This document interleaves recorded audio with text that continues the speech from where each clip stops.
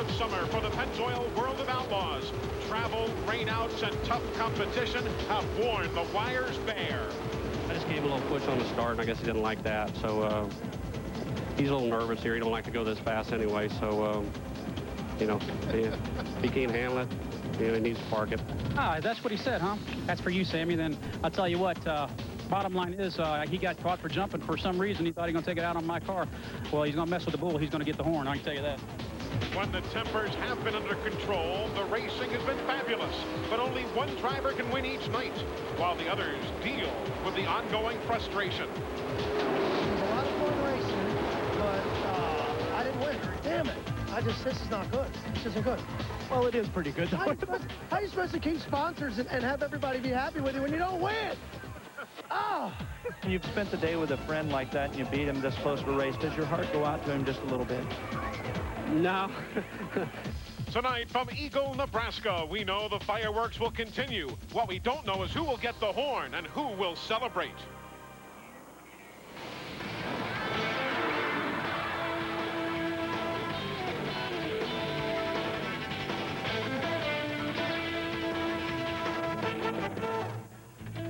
Eagle, Nebraska, population 1,047.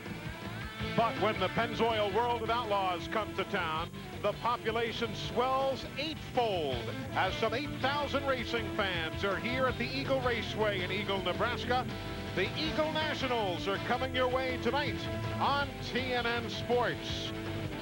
This is the second of 3 nights of racing for the World of Outlaws here at Eagle, and last night it was a special night of action. Stevie Smith wins the Channel Lock Dash by 7/100ths of a second over Donnie Schatz. In the B-Main, a big wreck. Justin Henderson drilled by Larry Penniger II. Then at the start of the A-Main, the fans were psyched and so were the drivers.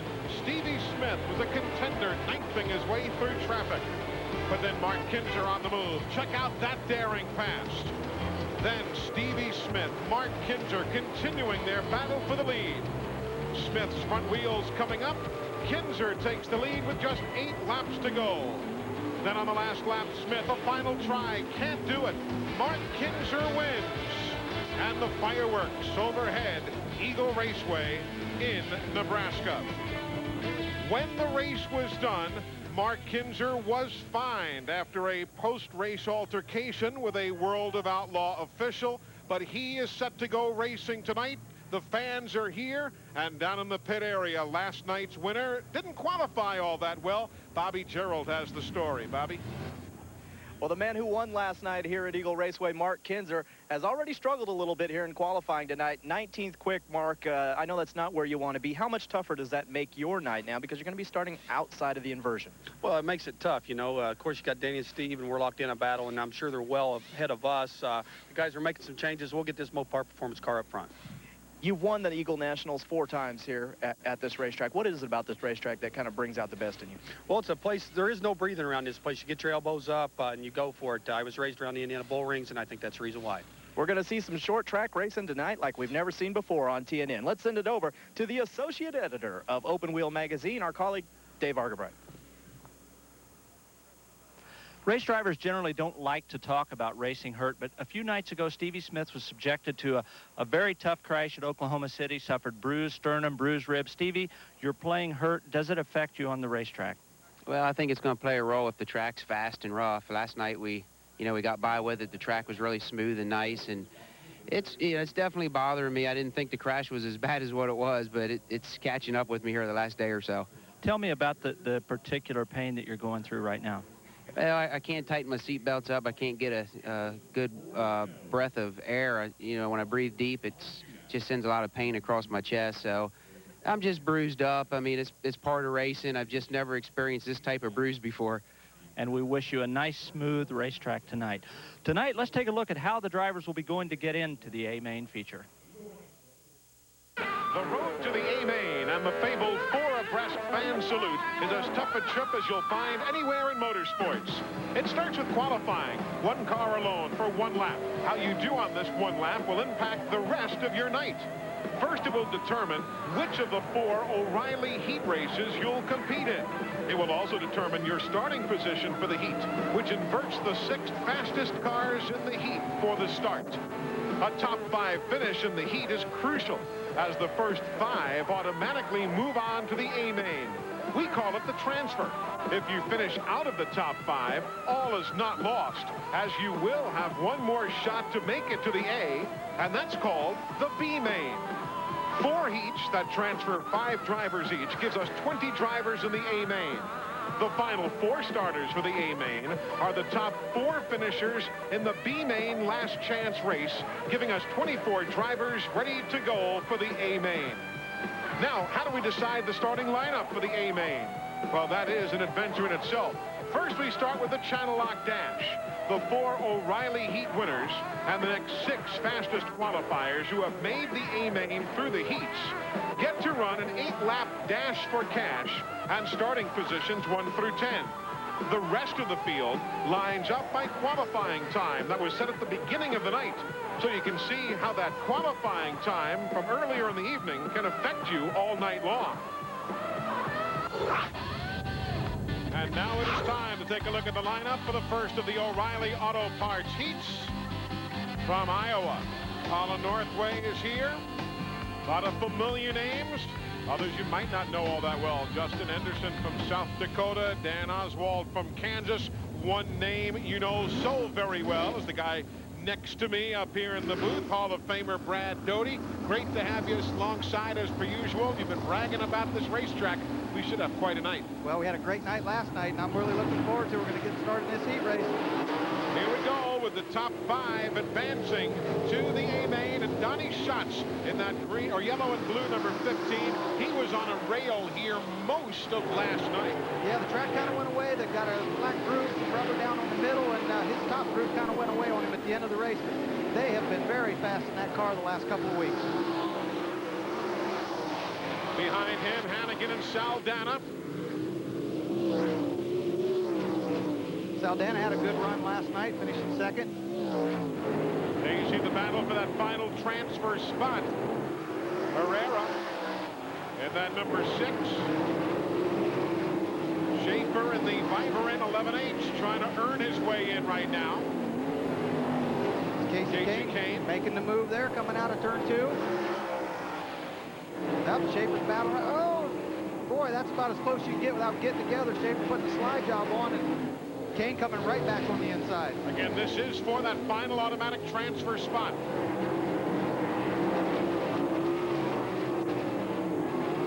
Casey getting away from him a little bit. Jim couldn't come back and put that slide job on him going into 3s. You see Kane driving away. There's Northway in the 60. Again, we remind you that the top 5 will advance. All of this is going on just about 0.6 of a second behind the leader, Donnie Schatz, and Randy Hannigan. Up front, there you see Schatz and Hannigan closing in. Already lapping some of the slower machines here.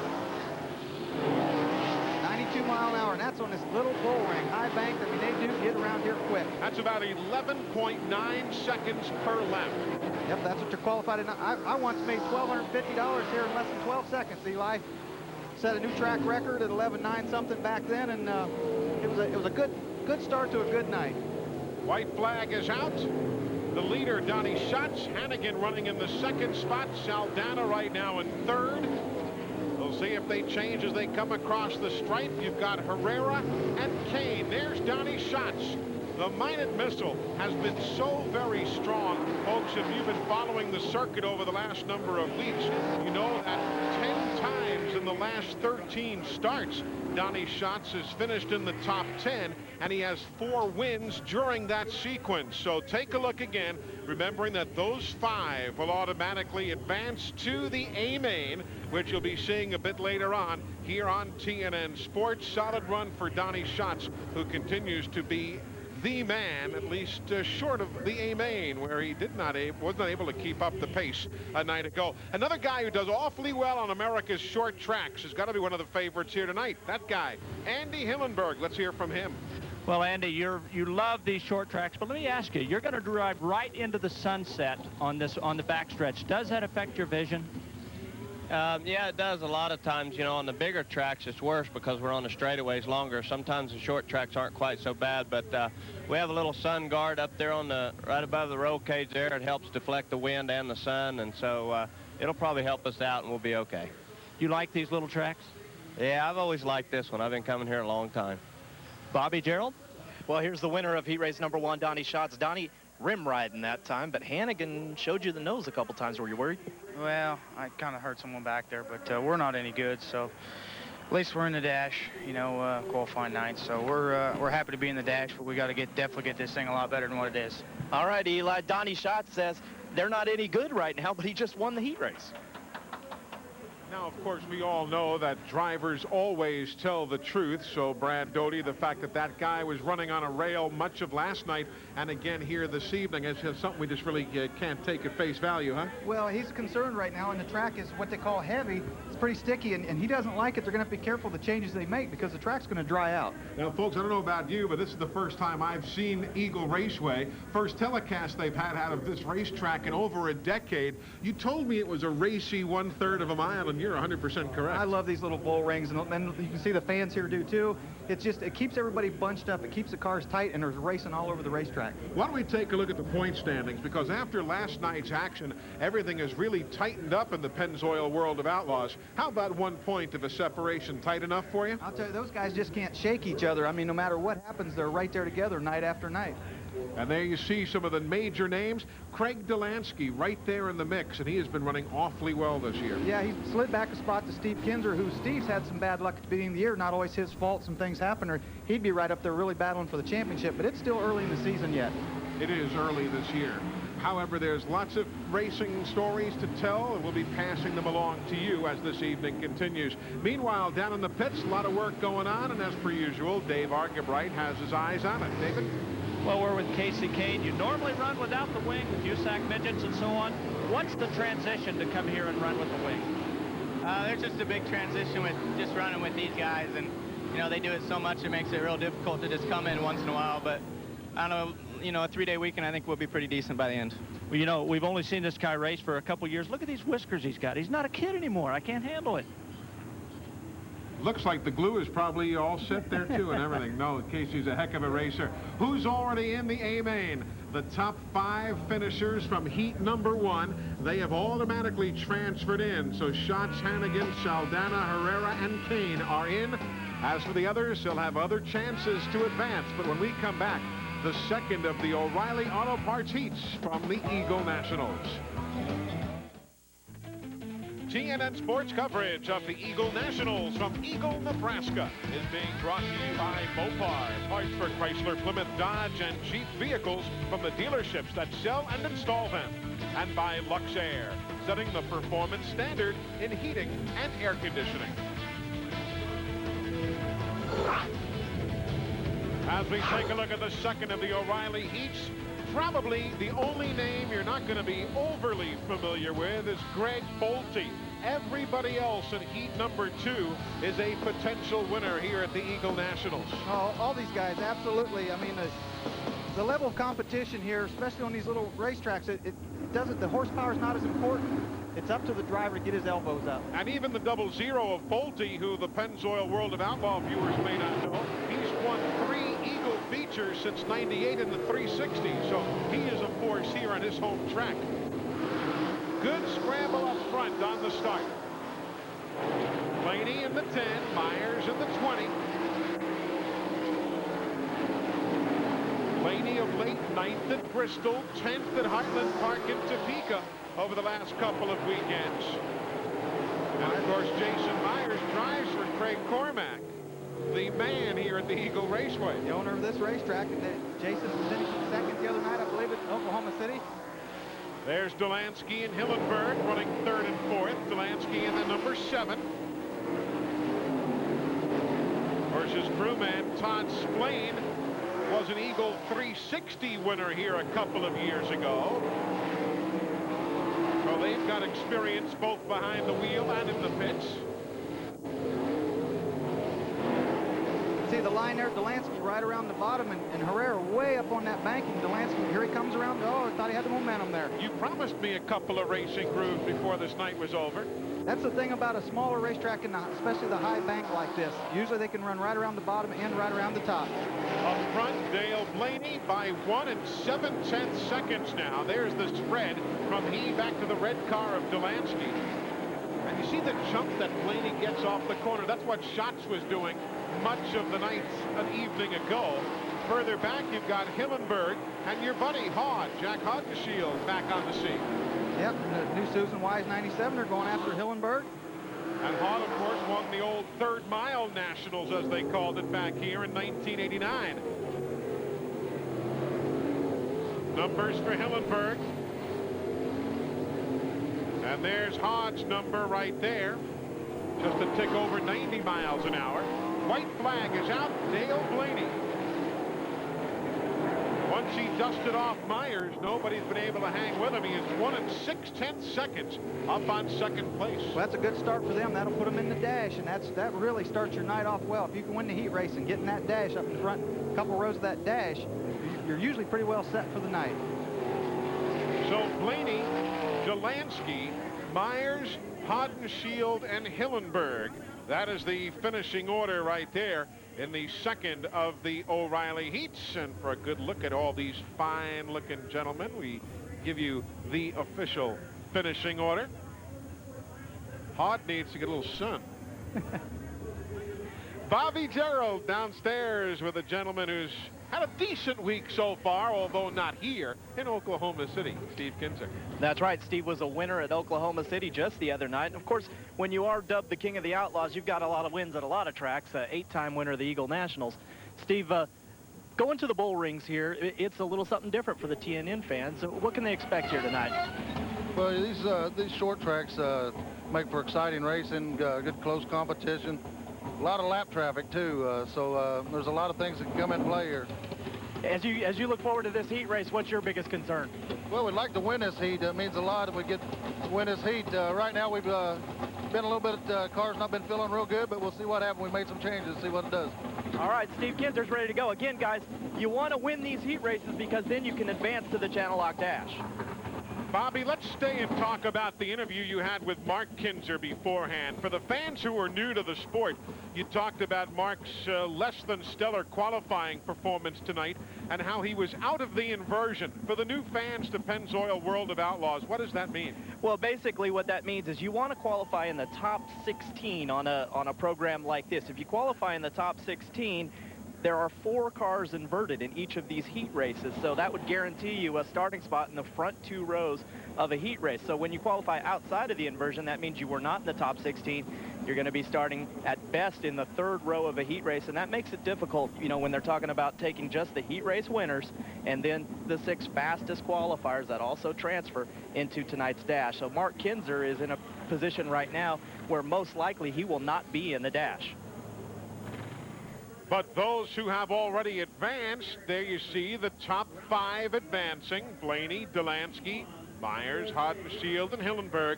They join the 5 who were already advanced from earlier and those who will advance over to the B.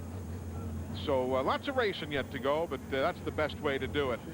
Folks, you know, you take a look at that helicopter. That is something that is a sight everywhere TNN broadcasts a race. It is through that helicopter that our signal is transmitted from the onboard cameras back to the TV truck behind the racetrack. Only problem is today there's a new pilot at the controls of that helicopter. Our regular pilot, John Fritz, lost his life in a helicopter accident flying from Williams Grove back towards Bristol. Offer our condolences.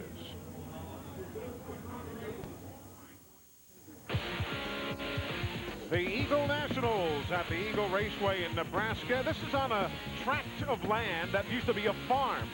Dale Halverson used to own all this land, and he was a big racing fan and says, I want my own racetrack. He went ahead and built one, and that's how the Eagle Raceway was born. It's not unlike how Dave Argabright was born. His folks said, hey, we want one of those. And they had themselves a bouncing baby boy. And it was a handful, Eli, let me tell you. We're with the winner of the O'Reilly heat race, Dale Blaney. Dale, a moment ago, Brad Doty described this place as an elbows-up racetrack. Would you agree with that? I guess anything Doty says you can believe, but it is most of the time. Last night it wasn't like that, but tonight it's going to be a good race. It looks like it's going to have a bottom on it, and they're going to throw enough stuff out where you can probably run the middle of the top. So it'll be a decent track. And Brad Doty thanks you for that big plug, by the way. Eli? It's like I'm sitting up here next to God himself. Heat 3 of the O'Reilly Auto Parts heat races. Good-looking field right here again. I may be old, but I'm not that old, right? This is a good-looking field. All of them are. I mean, the caliber of cars here this weekend is second to none. And I mean, obviously all the outlaw hitters are here, and a lot of good local racers are also here. Jesse Gianetto from Cedar Rapids, Iowa, going shotgun. Green flag is in the air from Larry White. And how's it going to sort out? Shepard, Kinzer, but the King's not done. Boy, nice slide. Yeah, it just kind of not so gently moved, squeezed Shepard up there pretty high coming out of turn 4. I've yet to see a 1/3 mile track, dirt or asphalt, where you got a whole bunch of gentlemanly moves going. On board now with Shepard. Now you could almost bet Shepard could get to the inside of him. He might try that again. Plus, you see how you're blinded coming off the corner there. Yep, out of turn 2. This is going into 1 right here. Now watch right in the middle. Look, this is what they have to deal with. Look at that sun glare. They have the shields, the helmets, the shield with tear-offs on, and it makes it mighty tough to see through that. There you see the look with Kinzer right behind him, and Steve lost a good bit coming off the corner that time. You've got Lasowski, McMahon, and then Mark Kinzer in that order.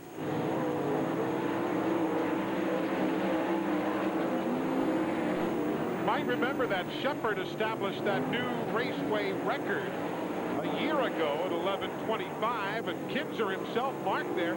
He captured the 3rd win of his career here at Eagle way back in 1986. So he is up into a transfer spot right now in 5th. Yeah, that's where he wants to be. Obviously he wants to win the thing, but the interview earlier, it's a pretty sure bet that he wasn't going to win it from the 3rd row. 2nd place, Steve Kinzer and Danny Lasowski. They are 1 3/10 behind Shepard right now in their own private battle for 2nd as the dude comes calling. Steve Kinzer's cars look like it's getting too tight. See a push coming off right there. Front wheels turned back to the left. He's too tight. It almost looks like he's got his wing back. Maybe he can't get it back forward. The drivers can adjust that. Sometimes at speed, they can't get it back forward. What a move that was. Coming to the checkers. Who's going to have this for 2nd spot? The computer says Kinzer by an eyelash over Lasowski. Shepard gets the win. Steve Kinzer by an eyelash over the dude. Then McMahon and Mark Kinzer. Thank goodness for computer photo eyes, because the 4 eyes I've got couldn't pick out a 2nd place finisher right there. That was definitely too close to call. Take a look at how that pass came down for the lead before. Watch Shepard. Jeff on the high side, just a nice run off, had that momentum going down off that big banking and drove right by Steve down the front straightaway. A good power move going on the high side, a little rim riding, and it pays off for Shepard. He takes it and wins by 2.2 seconds. Now watch this for 2nd spot, as they have to sneak by the Gianetto machine. And again, Kinzer wins this one by a whisker. This is for 2nd spot.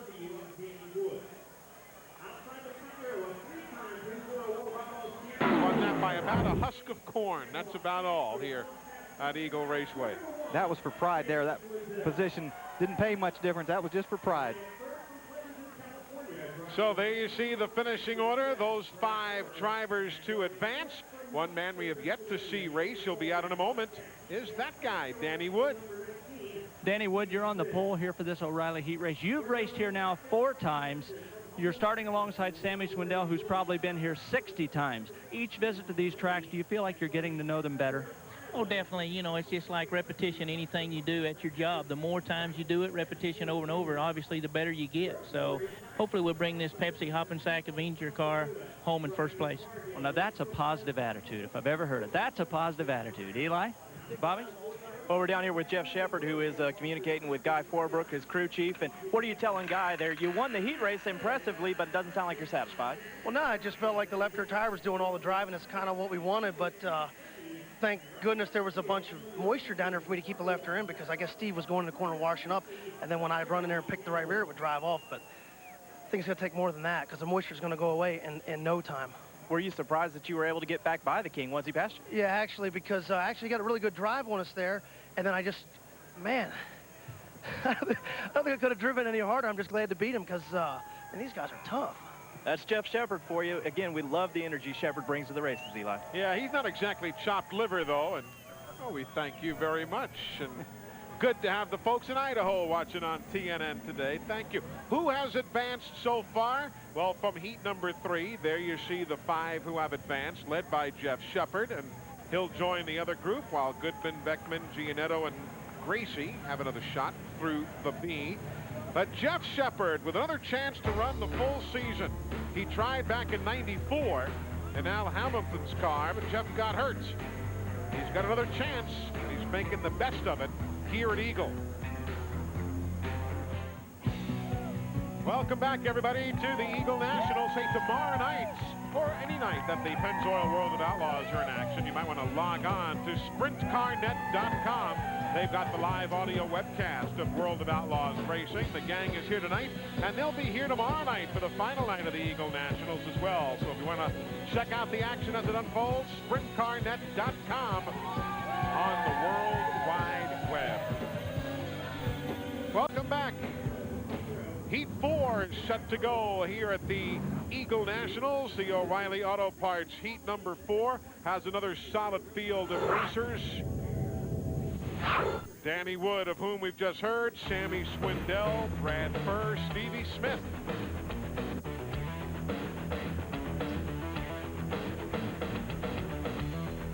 There you see the others, including Tim Fricky, who'll be going shotgun from right here in Lincoln, Nebraska.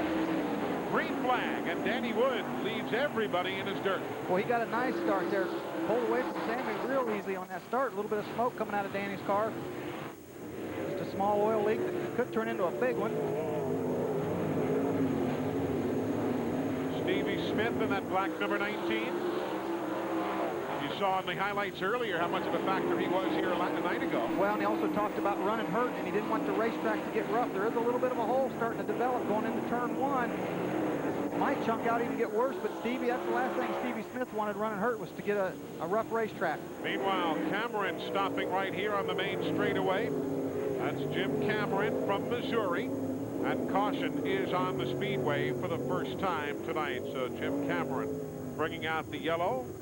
And we bring a halt to the proceedings. He is a 2001 winner at the US 36 Speedway in his area up there in Missouri. No problem seeing that race car, bright purple as it is, with the lime green lettering. There's no worse feeling than sitting there like that. People might wonder right there, it's a rock screen. Basically, some of these guys run them and some don't, but that just breaks up some of the mud clods and slows them down a little bit before they hit the driver's helmet.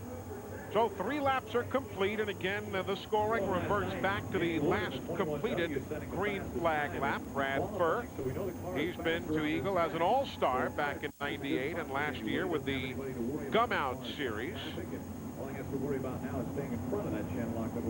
Hey, that Gum Out Series is really, it's more than just a support series. I was talking to your buddy Jack Hodenshield, and I guess there's some plans for that '97 team to be running in the Gum Out Series this year. Yeah, that looks like what they're going to do, all the TV races and some of the Gum Out races. Bobby, it's Brad Furr's had his ups and downs this year, hasn't he? Yes, he has. He currently sits in 10th place in the World of Outlaws point standings, but I think the thing you have to consider here, guys, is that he is just 24 years old, and while a lot of other drivers have a lot of experience at all these Midwestern tracks that the Outlaws go to, this very young team headed by his crew chief, Mike Harper, and a gentleman that they call Crodfly, who is standing off to the right of him, they're a young team, and to be 10th in the World of Outlaw point standings at this stage of the season. I know, Brad Doty, you would say that's an accomplishment, especially considering that guys like Stevie Smith and Dale Blaney are outside of the top 10.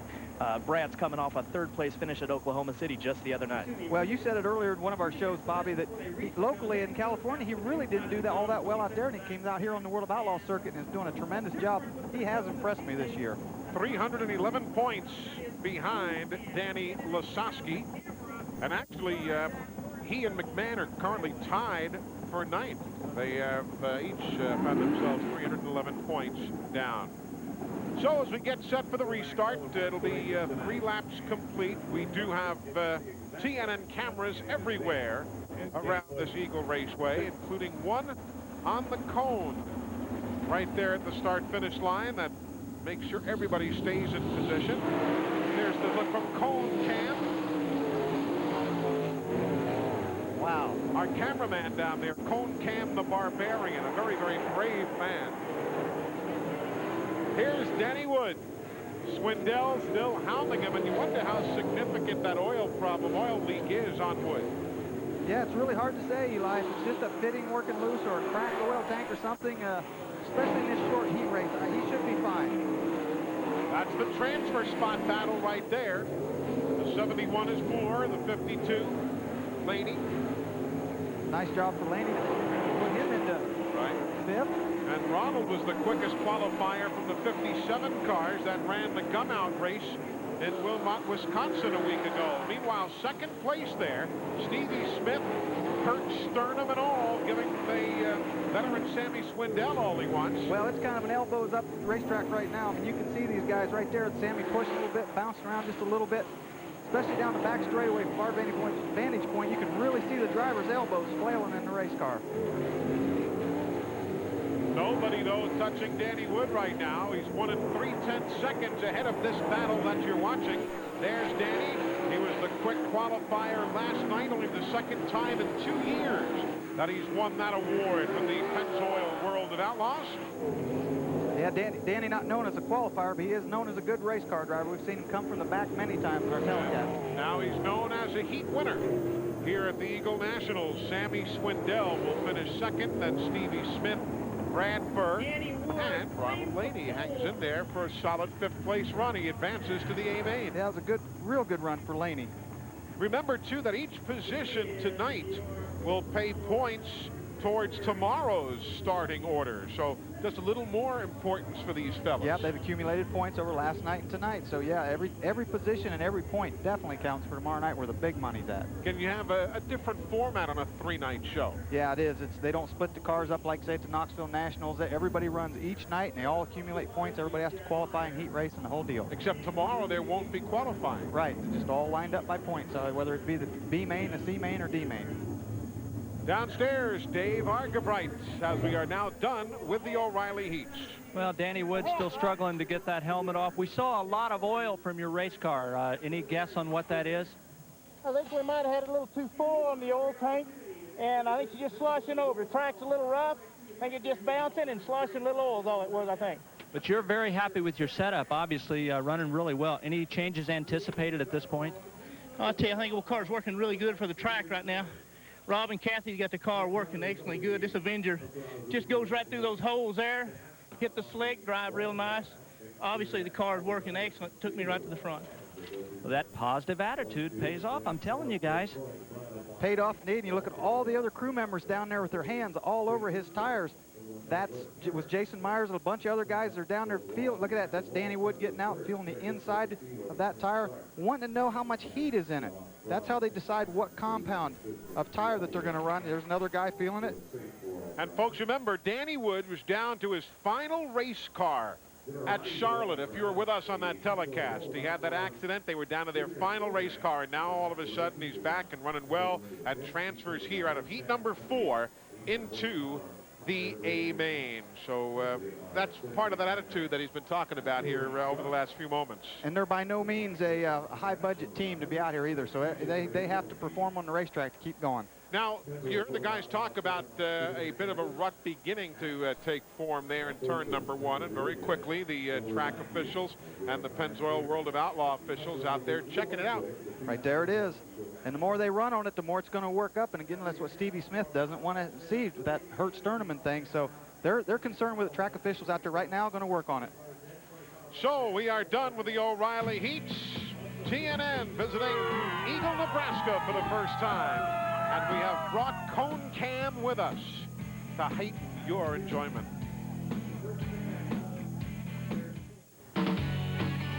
Welcome back. The Eagle Nationals are on TNN Sports. Eli Gold, Brad Doty, Bobby Gerald, Dave Argabright, and the whole TNN Sports crew here outside of Lincoln, Nebraska, in Eagle, Nebraska. Now you're going to say, all right, what happened to Lasowski? Those aren't the World of Outlaw points. Those are our own power rankings based on laps you've run, how well you've qualified, points you get from heat races, and so on. And it shows that there are certain guys who do well in certain aspects of this business. Others, though, on the consistency basis, don't get all the points. Yeah, the World of Outlaw season point championships basically based on the feature events. The power rankings here is qualifying, heat races, dashes, everything included. You know, one car to really watch tonight is the number 5 machine, the Work in America car, with young Jeff Shepard at the controls. We've already seen him do his magic here this evening at the Eagle Nationals. He's got veteran Guy Forbrook calling the shots. And if you start to think about it, of all the guys out there, this might be one of the teams that's really on the move. It's tough. I mean, this is probably the toughest thing I've ever done. These guys don't give an inch. On the racetrack, in the pits, they don't give you a break at all. You have to be on your toes all the time. Jeff Shepard certainly has been so far this season. In his first year driving for Guy Forbrook, Shepard is on the verge of breaking through as one of the new stars in the Pennzoil World of Outlaw Series and is on the verge of claiming his first career A-feature win. We have a whole bunch of races left. It's just a matter of getting, you know, the mechanic and the driver combination where we're on the same level, and I think we are, to where we can be an everyday threat to these guys. And I really do think we can because, I mean, physically, I'm able to do it. Mentally, I'm ready to do it. We have what it takes to win. The partnership between Shepard and Forbrook is one that could pay big dividends. The young driver realizes that he is learning from one of the all-time best mechanics in the world of racing. He has definitely got the experience as a owner, crew chief to make the difference. I mean, he's been here when he worked for Steve Kinzer. They won a championship. I mean, I know he knows what to do, and it's just a matter of taking our time together to gel so that we can run up front every night of the week. This is Shepard's second full-time try at the Outlaw Series. Injuries cut back his previous attempt some 7 years ago. His motivation to succeed this time around is really quite simple. I don't want to have to work. Are you crazy working stinks? I can't take this 40-hour-a-week jobs where they kill you. They're not good on you. A man of candor at all moments. Now, the reason Shepard's excited about this weekend, he won here in an NCRA All-Star event back in '98, so he knows, as we've said time and again, when you come to a track where you have won in the past, your confidence level just goes high. Oh, absolutely, but the thing that struck me there is he was talking about how tough this is and nobody gives an inch on the racetrack.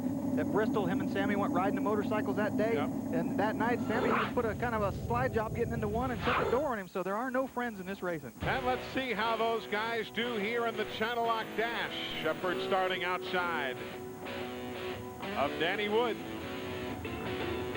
The finishing order from the Channel Lock Dash establishes the top 10 starting spots in the A-Main.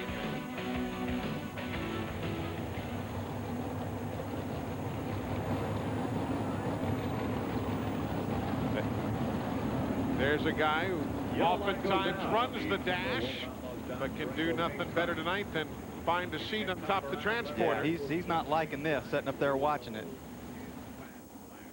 And there we ride with Dale Blaney, who first saw the Eagle Raceway as an outlaw in 1998, not all that long ago. These dashes, Eli, realistically, the first couple of rows have a legitimate shot. Everybody else is just trying not to get in trouble and trying to gain a couple rows in their starting position, possibly. So here they go out of turn number 4. Green flag is in the air from Larry White.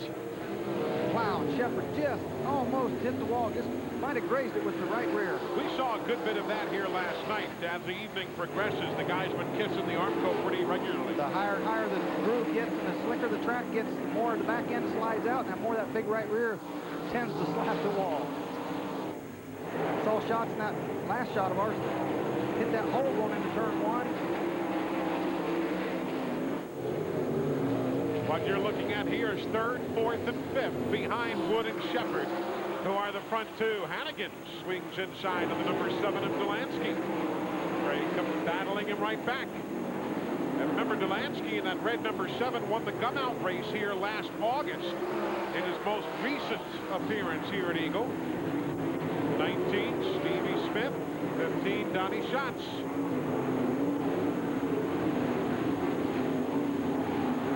As our historian Kevin Eckert quickly reminds me, that Stevie Smith has been second here a couple of times, but he's never won. Lasowski in that 20, the white machine, moving up now to challenge Blaney and Delansky. You can see the 3 different grooves there. Delansky on the very top. Blaney was kind of in the middle, and then Lasowski was right on the bottom. Up front, Shepard and Wood swapping it around for the lead, and give it to Shepard. Again, the winner of this event, the Channel Lock Dash, gets the pole for the A-Main. And now Shepard from the rear view beginning to pull away from Wood just a bit more, particularly off turn 2. See a little bit of glare from that sun shining on the racetrack. It's drying out a little bit down the straightaways. What that'll do, just give them a little more wheel spin off the corners. So they'll have to constantly be monitoring that and try to set the race car up, maybe put a little more wing angle in it. White flag is on the air. Final lap. Shepard, Wood, Hannigan. Checkers are out. Behind Hannigan, coming to the stripe, Delansky, then Blaney. Then Danny Lasowski and Stevie Smith. Donnie Schatz comes across next. Then Saldana in the 83, and surprisingly, Andy Hillenberg, who is nearly 9 seconds behind that man, the race winner, Jeff Shepard. Unbelievable. That's almost a full lap back there. Remember, you're right. It's 11 seconds and change for a lap, so he was down by almost 9. And that's how they came across, and that's the starting order for the A-Main coming up later on our coverage from Eagle Raceway here in Nebraska. Watch the slide move again in turns 1 and 2 that Shepard puts on to grab the lead here. Boy, Wood with a big lead, it looks like. At that point, let's see what happens here. Hit a little bit of a rut, took a push, slid wide right there. Shepard, just a nice run. Kind of slides over that hole, that little bit of a rut going into turn 1 and 2, and Wood trying to battle back on the outside, but Shepard has some good horsepower, getting a good bite off the turn 2 there and just drives away. Can you afford literally to aim to miss that rut? I mean, what if that's where the car is most comfortable? That's the groove. Can you afford to force the issue? Sometimes you can use a rut to your advantage for side white, but that one's getting pretty deep. Bobby, this guy's getting to be a regular on the telecasts. It's all Jeff Shepard all the time here. Jeff gets the win in the dash. Jeff, the guys are speculating about that hole over there in turn number 1. Before we talk about your race win, how rough is it over there?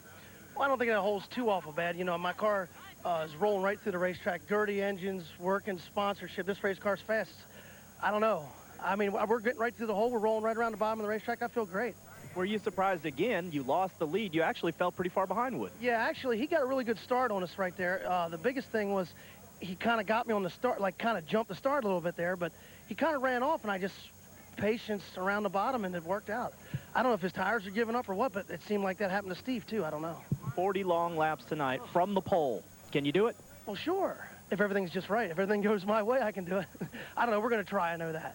Jeff Shepard, the winner here in the dash. He will go from the inside of the front row. Danny Wood outside front row come main event time tonight, Eli. Shepard currently 8th in points after that ride he gave the 4J Double L Maxim a year ago in the 3rd place in points. The B and the A coming up next.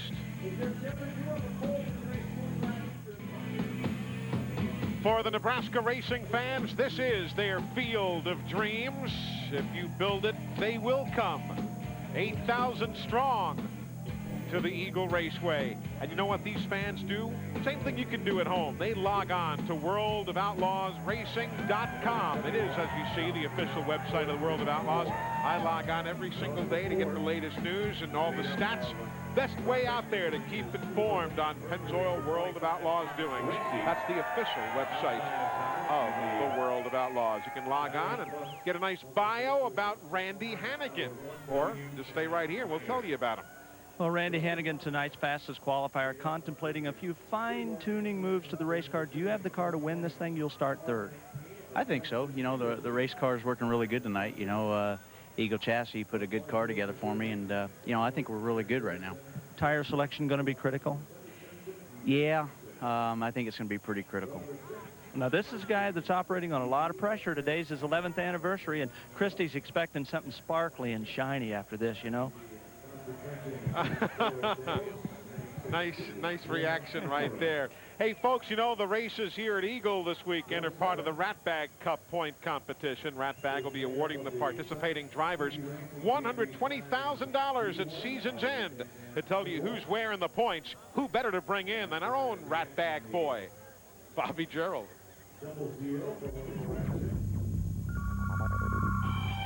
2 weeks ago, Bristol, prelim action, Mark Kinzer and Johnny Herrera get together. Donnie Schatz led every lap to win the prelim. Saturday's A feature was back and forth, a duel between the Jet, Jeff Shepard and Sammy Swindell. It was Slide Job City. The lead changed 7 times in 30 laps. Swindell got the win, and he was pumped, climbing to third in the battle for the $25,000 first place prize in the Rat Bag Cup. Here's the standings. Steve Kinzer is now on top of the ladder. Danny Lasowski second, followed by Swindell, Mark Kinzer, and Andy Hillenberg, who has moved into fifth, passing Joey Saldana. And we thank RBB for that latest update. Rat Bag boy. We've got folks from all across the country. We saw a guy from the state of Washington who's come to the Eagle Nationals. We're happy to bring it to you wherever you are. CNN Sports coverage of the Pennzoil World of Outlaws Eagle Nationals is being brought to you by Mopar.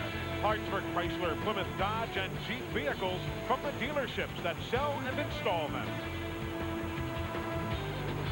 The Pennzoil World of Outlaws first came to the Eagle Raceway back in 1981, and they're still here on those opening weekends of summer.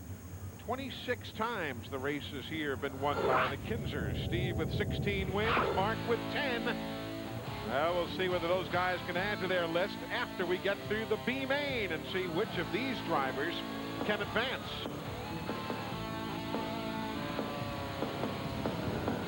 You know, Darren Pittman of that group right there, probably the most solid runner here over the last few weeks. Yeah, he has been. Schaefer, another one right there. He just needs a little luck to go his way, and the 11H card. Young James Chesson up there also. And speaking of the 11H, I saw Dave Argabright hanging out down there in the Vibrant pit. What'd you find out, David? Well, I'll tell you, Eli, this is not the position Tim Schaefer wanted to be in. He's got to get his elbows up, as Brad Doty said, because they only take 4. He's starting third. Sonny Kratzer, his crew chief, told me they're trying a little bit different setup with a harder tire compound. Track's a little bit difficult to read right now, but this is a very motivated drive here for Tim Schaefer.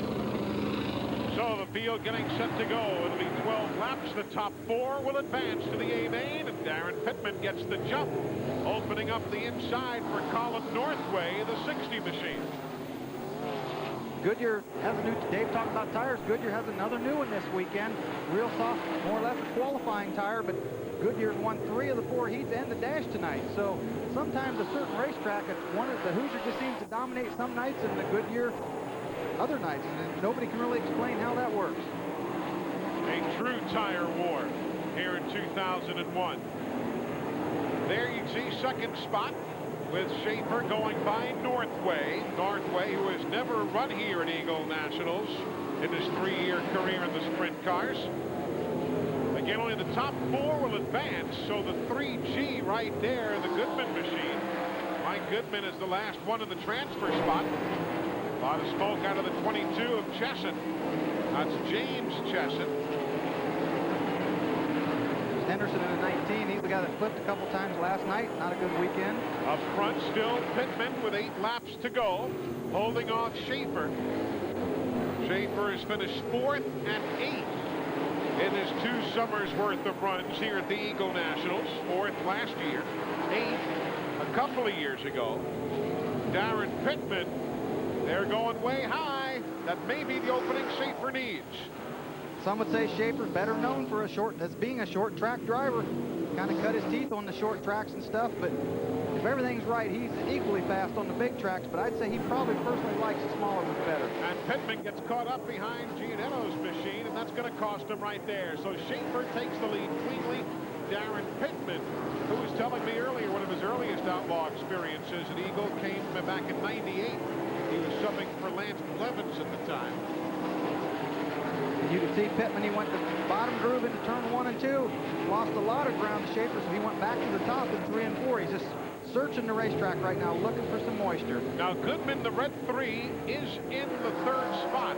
The 1W of Meyer, right there running 4th.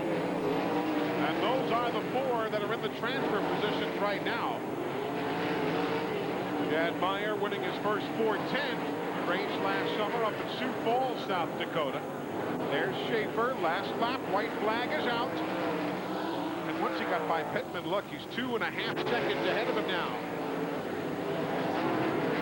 So Schaefer gets the win here in the B main.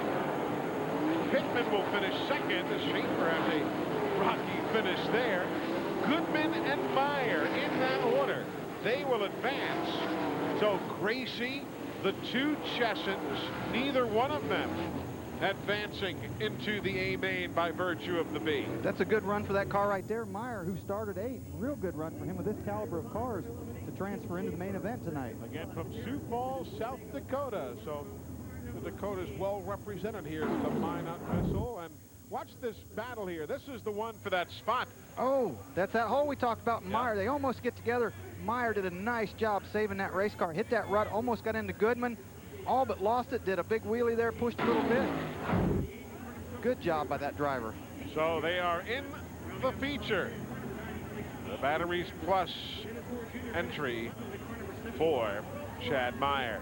But a solid run again for Schaefer, and look at Blaney already checking those tires. There it is again, this B main. Everybody will be down there checking these guys. They probably had stopwatches on them, everything else, seeing who was fast at the beginning.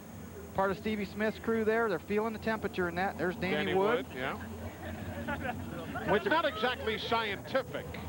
I mean, they don't sit out there with a tire temperature gauge. They lay hands upon it. Well, some do. Some have the infrared, but some still prefer just go there and stick their hands on it and feel how warm it is. Let's go down to Dave Argabright. Well, Tim Schaefer's got a lot of friends right now interested in the setup on this car. You didn't really want to run that B main, but does it help you to be on the racetrack the last race before the feature? Oh, sure it does. You know, you get to see what the track's like, because it keeps changing throughout the night. You know, I tried after running the cushion on top after checker flag about turned her over, so we know we don't want to go up there right away. That's enough excitement in one night. What do you expect to see in the feature? Will the track continue to change a lot? Yeah, it is. I think the bottom's going to go away, but the top's going to be a long way around too, so I don't know what, we're not sure. Yeah. Predictions, but a little bit of uncertainty here from Tim Schaefer. So the top 4 from the B main will advance. And of course, one of the unique factors here where we are, it's 20 minutes of 9 local time, but still the sun shines bright on this Nebraska track. This is the 2nd longest day of the year, yesterday the longest, and the track is so changeable. Well, you see that Steve Smith Sr. right here, Junior on his right, checking out that racetrack with this sun out. We've always said how much that does to a dirt racetrack. These guys, it's always a guessing game, and he who guesses right will be on top at the end of it. Normally at this time of the evening, the sun has long since set. Now as we get to the dog days of summer, the conditions change. The top 4 of those advance to the A main.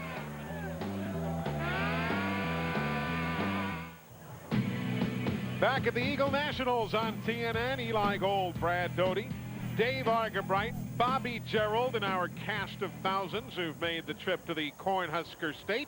And included in our crew, that gentleman, Michael Drainus, who is dressed as though, yes, we're talking about you, Draino, he's dressed as though there's a giant cold front coming through. He's one of the cameramen right down by the track who is de-dirting the lens.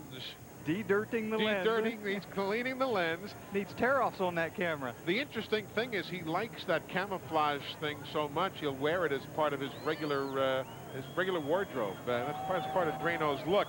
You know, Brad was teaching me something back, I guess, a few weeks ago when we were together at Houston, all about the weight of the race cars. You remember that conversation you and I had?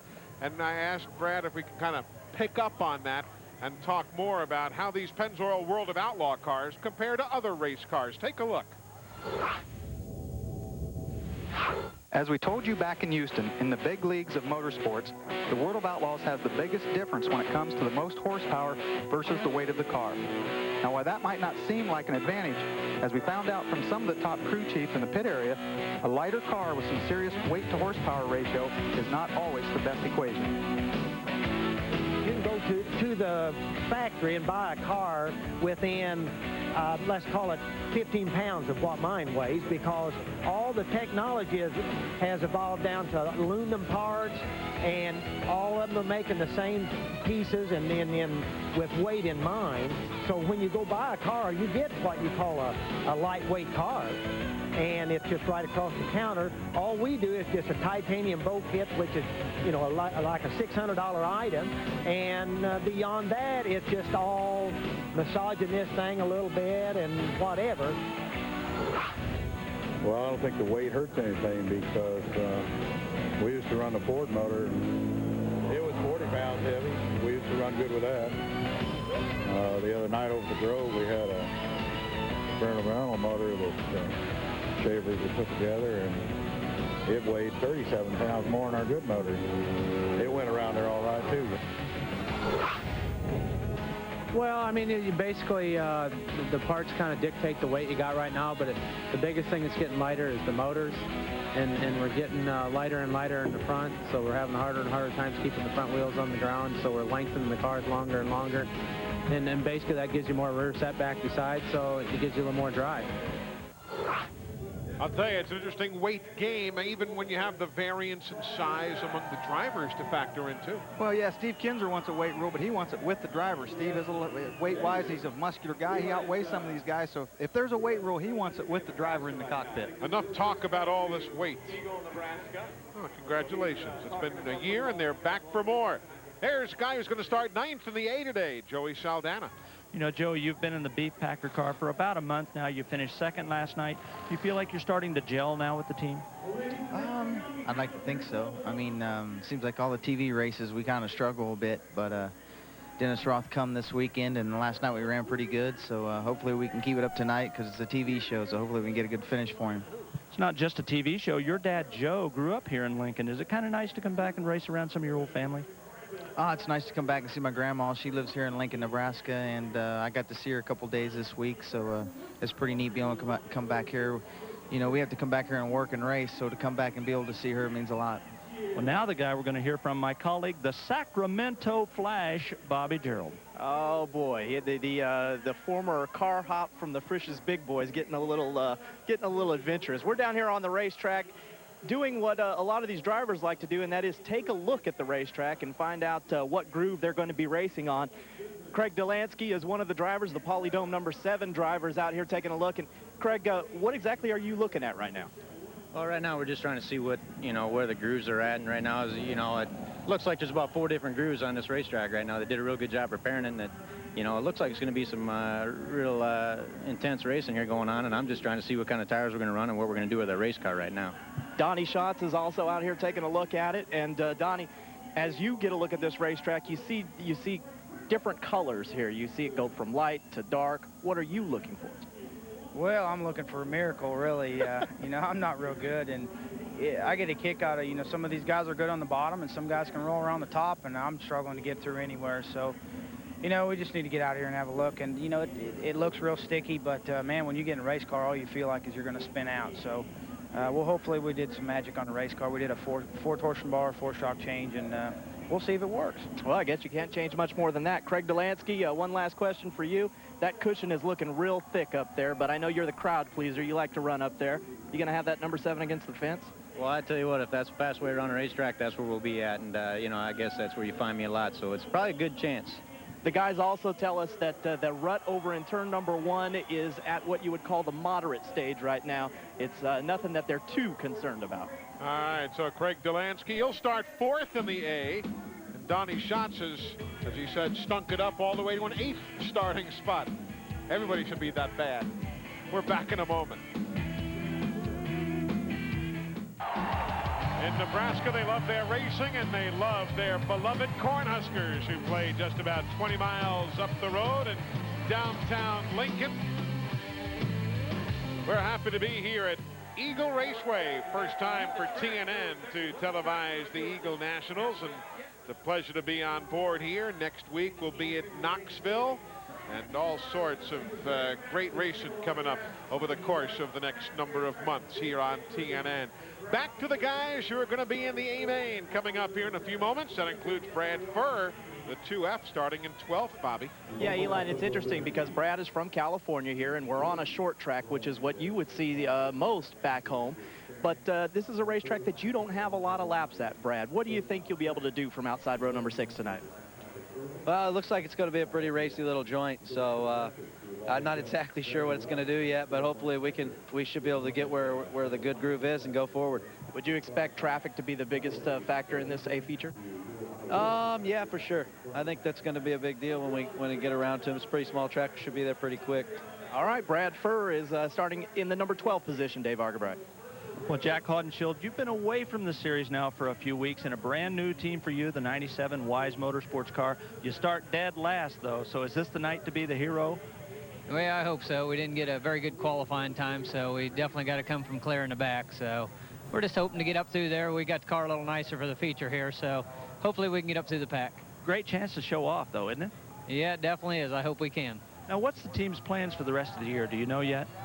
Yeah, we're going to, Carl and Susan Wise own the car, and we plan on running most of the rest of the TV races and quite a few outlaw races, too. So we're just kind of playing it wherever we go. No matter where we go, it's just not as bright without that Jack Haudenschild smile. The winner of the 89 Eagle Nationals, one of his 37 career A feature wins. All right, folks, the fans are ready. TNN is ready. The dude's going to be ready. The A-Main when we come back. An absolutely spectacular finish to a beautiful day here outside of Lincoln, Nebraska. We are in Eagle, and the Eagle Nationals have been clicking off like clockwork, and we are set for the A-Main. Welcome back, everybody. Eli Gold, Brad Doty, Bobby Gerald, Dave Argabright. It's been Jeff Shepard's night so far, Brad. I mean, he can do nothing wrong. Really good night for him here. See him drive right around Steve Kinzer. When you can drive around the King like that, you're having a good night. Did the same thing with Danny Wood in the Channel Lock Dash. Just made the inside pass and grabbed the lead and was not to be heard from again. So far it has been Jeff Shepard's night. Time now to check out the starting grid for tonight's A-Main, brought to you by Mopar. Parts for Chrysler, Plymouth, Dodge, and Jeep vehicles from the dealerships that sell and install them. Delansky's not to be taken lightly. Nope, not at all. He likes these little racetracks also. See Dale Blaney there, I'm not sure he quite agreed with me about getting elbows up, but I tell you, the way the racetrack is tonight, the guy that gets his elbows up the highest might just win this one. It's a who's who of the sport. Kinzer from row number 7. Mark Kinzer, last night's winner from row number 9. Haudenschild, Meyer in row number 12. 40 laps around the 1/3 mile Eagle Raceway. That'll work these drivers out. They'll find out how good a shape they are at the end of this one. A beautiful view here, really a quaint setting as the fireworks go off overhead.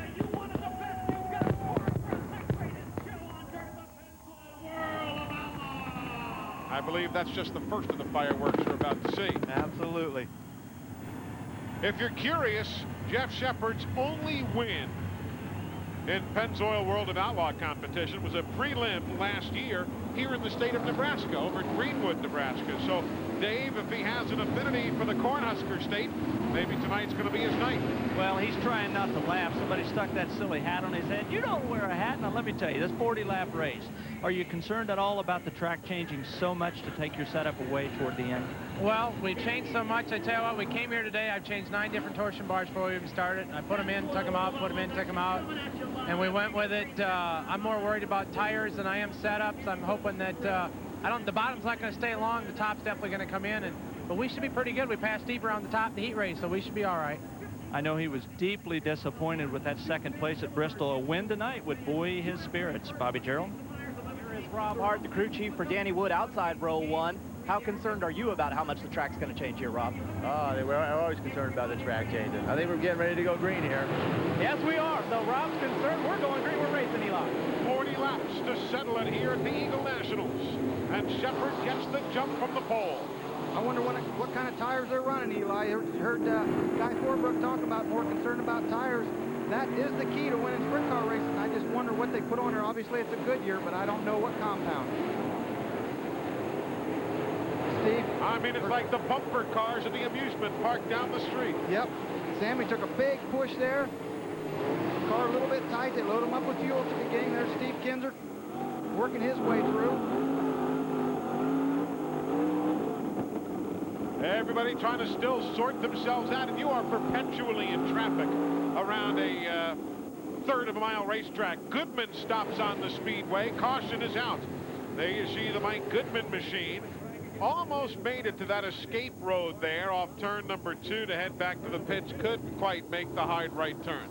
Yeah, with this much stagger on, it's hard to do that, and that is the work area up there. So he got the yellow. They'll push it back up the hill and work on it a little bit. And you talk about the grind, Brad. Goodman last week raced in Bedford, Pennsylvania and Wilmot, Wisconsin. A lot of miles. Only a few miles between the two. We're taking a quick break. Back with the restarts. 36 laps to go. Welcome back. 3 laps complete officially. 37 to go in the Eagle Nationals of 2001. There's Mark Kinzer, who won last night. He's moving up now. 4 spots in those first 3 laps, Brad. Very important to make something happen. You see him there in the Mopar car. These guys bottle up on the bottom. Right there's Mark. Watch him go around Myers there. Boy, you could see him breathe the throttle a little bit. He had to get out of the gas. Myers didn't know he was there. Shut the door, turned the car, and able to drive by on the bottom. And then you see the caution for Goodman, who had stopped there. So we're a lap away from going back to green. Shepard, Delansky, Hannigan, Wood, and Lasowski. Goodman, he can just bite that steering wheel off right now. Oh, it's so frustrating as a driver. I mean, everything builds up to the A main, and to go out 3 laps in, it gets so frustrating sometimes. Coming to the green. Cone Cam with the view.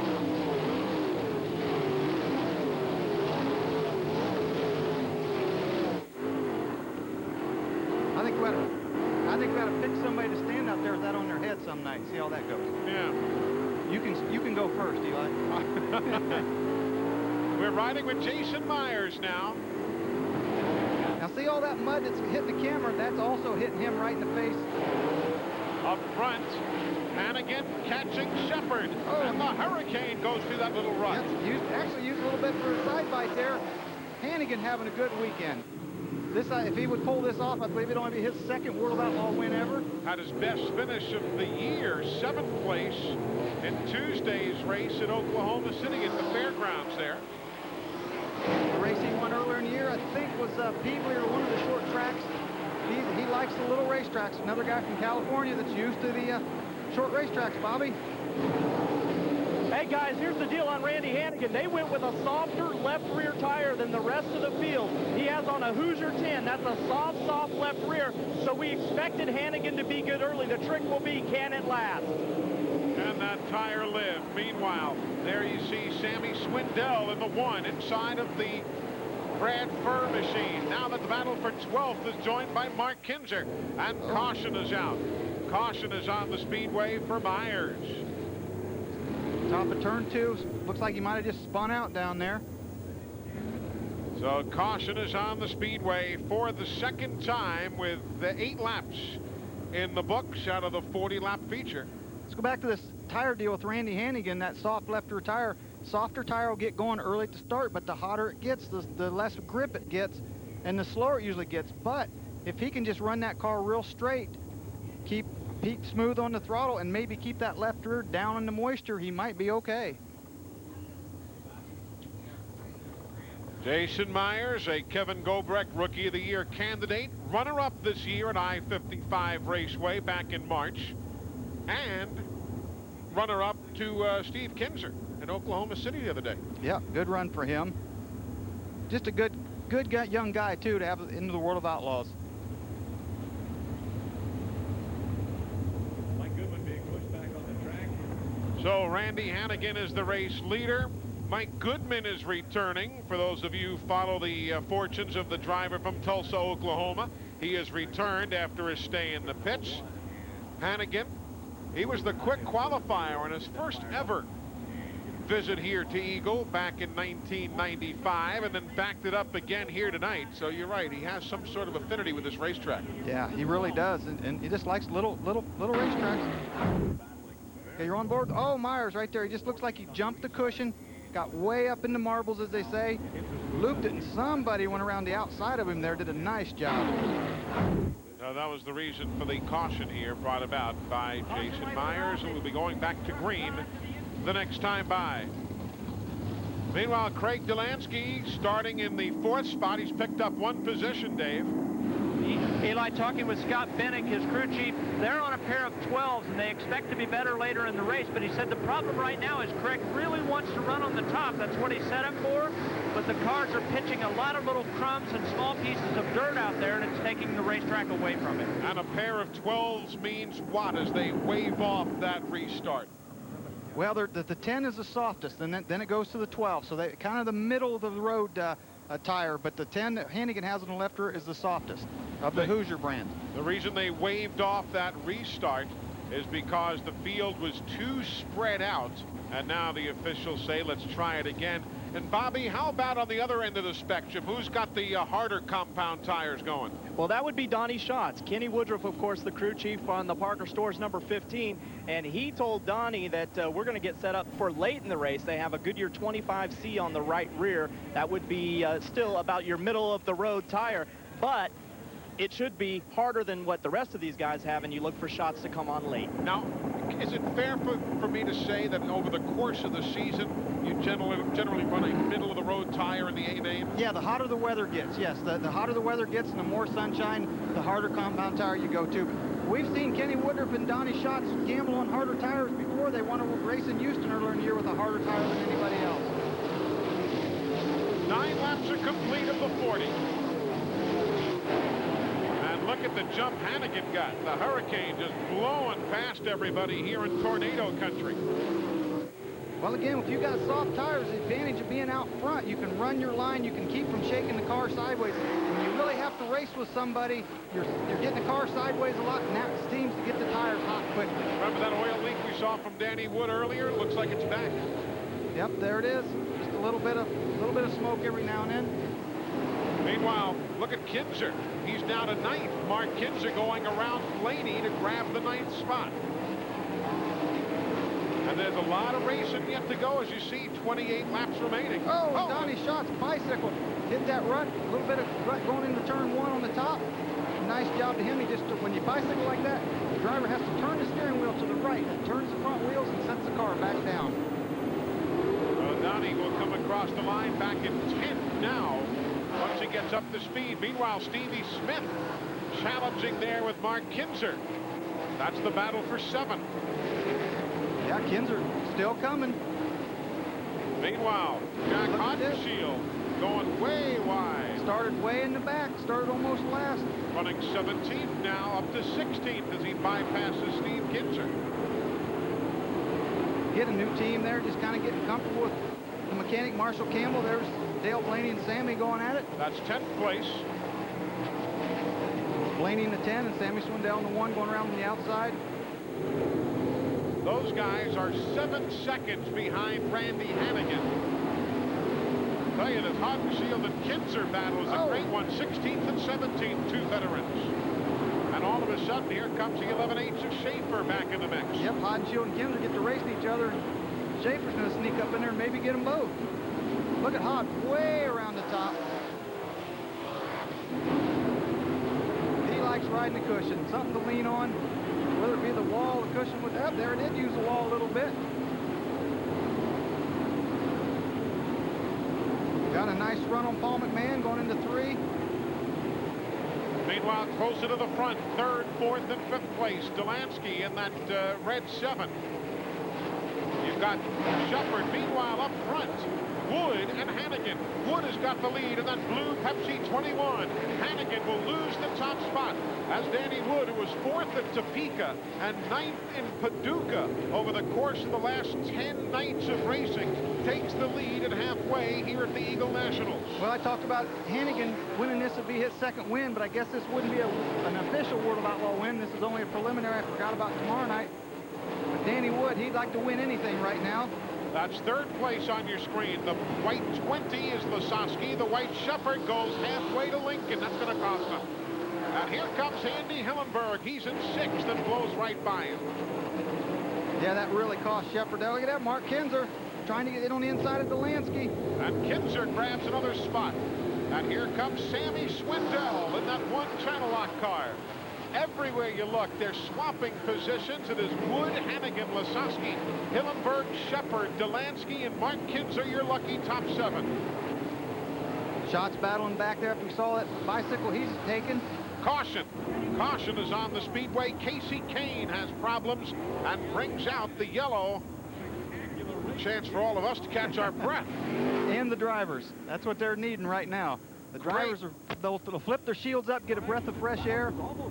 And Casey Kane, who had only made 9 World of Outlaw starts prior to last night, and who won the USAC midget race here last summer, goes around bringing out the caution. I tell you, these little racetracks, Eli, really work the driver really hard. I mean, these guys are like boxing 12, 15 rounds out here.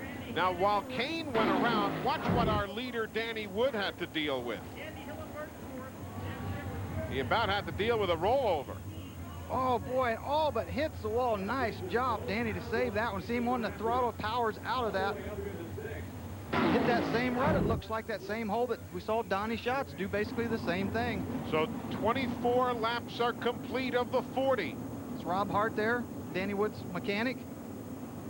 Lots of pressure. Lots of racing. Hey, we promised you a racy track. I think we're delivering on TNN.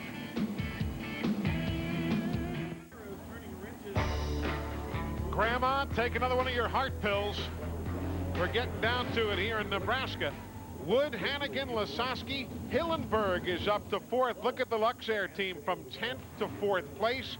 The 5M of Mark Kinzer, who's just 2 cars further back. He started at 18th and has moved up to 6th. As the field gets the 1 to go signal, it will be going green the next time by. Well, Brad, you didn't lie to me. I love these little racetracks, these short tracks. Keeps them in traffic all the way around. Good racing. How has this track changed from when you ran here? Well, they've made it a little bit bigger. It's a little bit longer than when I ran here last, and it still makes for good racing, but it actually was smaller than this at one time. All right, we're getting set to go green, a half lap away. 23 laps are on the board. That's Jimmy Carr, crew chief for Danny Lasowski. He's in 3rd. The dude is green flag.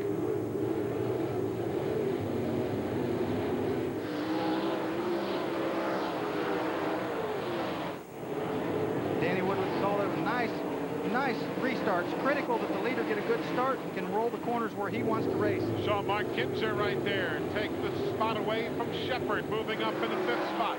Hillenberg, he'll work to the inside of one of the slower machines and put a lap on Meyer. Shepard's got to be so disappointed. I mean, anytime you get past in a race, but boy, to start on the front row, start on the pole, and be struggling at this point, it's just such a helpless feeling when you're in that race car. He's running in 6th right now, Shepard is. Finished 7th here at 94 when he drove for Al Hamilton. Sammy Swindell in that powder blue number 1. He's in 6th spot right now.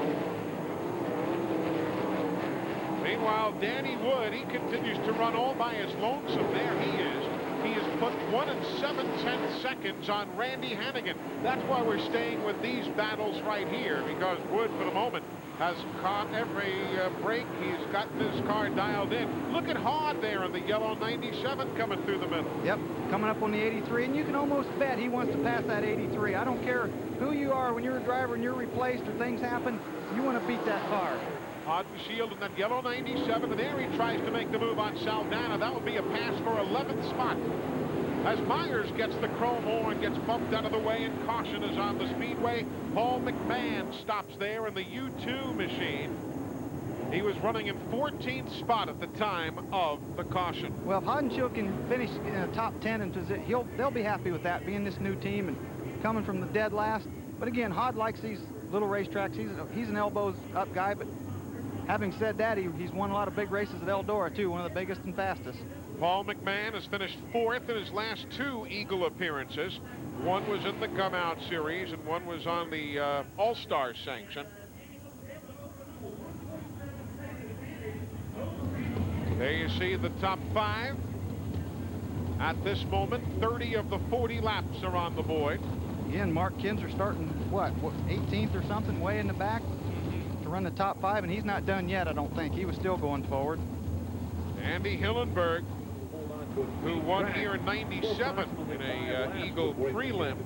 He's very much a factor again now. How strange, he goes from running well to really running so poorly, finished last in the Channel Lock Dash, and he's back in the mix. And of course, Mark Kinzer with Carl looking on, very much in the hunt. Dave, as we expected, solid racing. Well, with Keith Diesel, Carlson, Andy Hillenberg's crew chief, does your guy have enough left in this race car to win this thing? It depends on how luck goes. Danny Wood's running a pretty good race now, and you got 2 fast cars right in front of him. You know, it just depends on the brakes of the game, I guess. What kind of brakes do you need at this point? We need 3 in front of us to have a little trouble to slow them up a little bit, the way it looks. Well, he's seen a lot of races, and they're not giving up yet, guys. Well, Danny Wood was just getting back into lap traffic when this caution came out. On these little racetracks, it doesn't take long, so go back to green here. What do we have, 10 laps left? He's going to get back in traffic 3 or 4 laps into this probably, so he'll have to really be careful and choose his way through the traffic. Now, Danny Wood, remember, his only World of Outlaw win was that preliminary in Vegas back in March. We were there that weekend, and then we talked earlier how he was out of money, out of cars at Charlotte, and now all of a sudden he's trying to plunk himself atop the world here at the Eagle Nationals. Well, and as I said before, this isn't a high-budget team. That Pepsi sponsorship is more or less a regional sponsorship, and not nearly the budget that a lot of these teams have. So it would really be nice for them to get a win. I'm sure that he's got to worry that Kinzer has made quite a So the field now getting repositioned as we ride with Jeff Shepard back in 7th spot. Now again, this is our night of coverage here from the Eagle Nationals. They have the big night of payoffs come tomorrow night. Yeah, the big night, the big money, and this is what they're all aiming for. But that's all out of their minds right now. They're focusing on winning this race. Johnny Herrera's wife looking on. That's Shannon. Don't think the driver's wives put in their time here. Hey, I didn't realize till after I was out of racing how nervous my wife used to get. We sat and talked about it one time, and I didn't realize how bad it was for her. We feel like we're in control. We feel like all they can do is sit and watch. Look at the spread that Danny Wood gets on the start. That's exactly what he needed to do. Just get away from him, get up there and run a nice smooth line. Mark Kinzer coming up there battling maybe for 2nd or 3rd spot. That's going to be for 2nd, maybe 3rd. You're right, as Lasowski joins the fray. Hannigan in the black number 1 has 2nd spot. Mark Kinzer working on getting some of that money back that he lost in the fine. Again, if you're just joining us, he was fined yesterday by the World of Outlaws after the win last night for a confrontation with one of the officials following the night's action. A very different groove for Mark Kinzer, isn't it? Yeah, he's searching around, running the high line there. He got way high up in 1 and 2, and Lasowski's coming back. Of course, it worked for him last night. He found the groove. Here comes Swindell. There goes Lasowski. Mark taking Lasowski's line from him. Looks like Mark's basically just trying to hang on right now. He's slowing down a little bit. We're riding with Brad Burr right now, back in 17th spot. As he tries to work himself through traffic, there goes Swindell. That's for 4th. Outside of Lasowski, give it to the Channel Lock team. And now he's going to set his sights on Kinzer, but a high ride and goes. Almost went around on Swindell. Yep, hit that bump, and it all depends on how the car bounces. If it bounces wrong, it can spin you out. If it bounces too much, it pushes toward the wall, like we saw Danny Wood a while ago and Donnie Schatz. And all of this is 3 seconds behind the leader, Danny Wood, who has a 2-second lead on 2nd spot Hannigan, and that 3-second advantage on this battle here. Nobody's near Danny Wood. Just a couple of laps to go. There's our leader in traffic. Catching 21st place runner Darren Pittman. White flag is out. He doesn't, again, I've said it so many times, he doesn't know where 2nd place is at. He made a little bit of a bobble there, mistake, but I think he's going to hold on. Danny Wood slides it off turn 4. He wins here in Eagle, Nebraska. 2nd will be Hannigan. 3rd is Mark Kinzer. Then Swindell, Lasowski, Delansky. Hillenberg is 7th. Shepard back to 8th. Stevie Smith 9th, and Saldana in 10th. That's how the top 10 come across the line on a successful night of racing here at the Eagle Nationals. The racing is done, but we are not. Back with Victory Lane next. TNN Sports coverage of the Pennzoil World of Outlaws is being brought to you by Mopar, parts for Chrysler, Plymouth, Dodge, and Jeep vehicles from the dealerships that sell and install them. If I'd had any guts, I would have said Mopar, but I didn't have any guts. There you see it, the Avenger with Westmar Power. Donnie Woodburn, the owner, Rob and Kathy Hart, the husband-wife crew chief for Danny Wood. Now it's time to recognize tonight's cool move of the race, presented by Luxair, the official heating and air conditioning supplier to the World of Outlaws. Recognizing the coolest driving performance during the hottest part of the race, Luxair, setting the performance standard. Who else but Danny Wood? Right there, coming out of turn 4. Got to run off the middle of the racetrack and drives by Hannigan for the lead and eventually the win. Other guys did a great job tonight. Mark Kinzer, 3rd place after starting 18th. But it was that man who gets the job done, Bobby Gerald. Yes, he did, and he's able to relax now a little bit. Danny Wood, how good does this feel? Oh, I tell you what, I can't say enough. Good Lord just blessed us. He thought we was going to fall back right there at the 1st of the race to 4th. I thought, boy, we're in trouble there. Got to move the wing back a little bit. Hooked this Avenger Pepsi car. That Fisher motor was pulling so hard tonight. I'll tell you what, it was just a great race, just lap after lap, and I was able to pull off the win. Just about a month ago, we saw you at Charlotte. You had the crash in the B main, weren't able to participate in the A main. You were down in the dumps, down to your last race car, and here you are. Just a little time makes a big difference. I'll tell you what, you know, that's, I guess you call it perseverance with a good car owner that's able to stick behind you. I can't say enough about Donnie and Sherry Woodburn. They're just all behind me all the way, even where the chips were down. We got new cars from Avenger there, got back out here, and then just crew done a heck of a job on the car. Give me, I believe, the finest car on the track, and was able to take it home first. The Fossil got him tonight, Dave Argabright. Randy Hannigan in the KNC drywall car. We talked a little bit about that soft tire at the start. Too soft? No, too hard. You know, it's just we made a wrong decision. Not a wrong decision, just we went with a harder compound. We should have went with a softer track slowed up. Got to say happy birthday to my brother Gary at home. Well, he's a little disappointed, but second's not bad, Eli. Not at all. It was nights like tonight when you get the very easy answer why it is that they packed the grandstands at Pennzoil World of Outlaws races. I think Hannigan was talking about his right rear being a little bit too hard instead of the left rear. Look at that. Mark Kinzer finishing 3rd, started 18th. Sammy Swindell finishes 4th. He started in 15th position. Lots of guys. Donnie Schatz, 11th, so I guess he knew what he was talking about. Yep, good run for him. After bicycling there, we see, and got way up high. Folks, hope you can join us next week, next Saturday night, the 30th. The Iowa Ethanol Classic at the Knoxville Raceway, Knoxville, Iowa. Going to be a big time there. We hope you can join us for the